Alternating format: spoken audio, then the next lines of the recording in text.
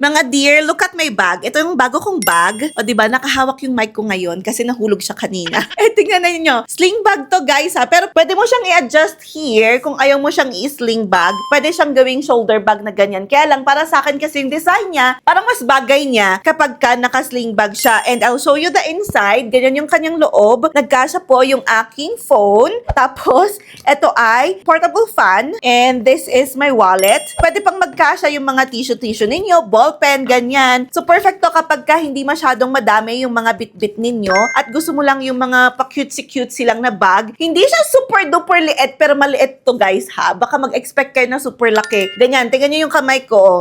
Ganyan. So, nagkasya pa rin naman yung mga kailangan kong bitbitin paglabas ng bahay. Siyempre, hindi mawawala ang phone, ang wallet, at ang fan. So, ayan, ganyan po siya. Pwede nyo pang pahabain ito. If you want ng mas mahaba, i-adjust nyo lang here. So, ayan, ganyan siya. Meron din pala siyang kasamang charm, ha. Ito, libre niya na to. Para siyang bean, ang kanyang shape. Pero isa lang siya, kaya bean. So, if you want this, alam mo na, ilalagay ko na lang dyan sa baba kung saan makakabili. Meron pa pala siyang pag ganito, o diba, ang cutesy.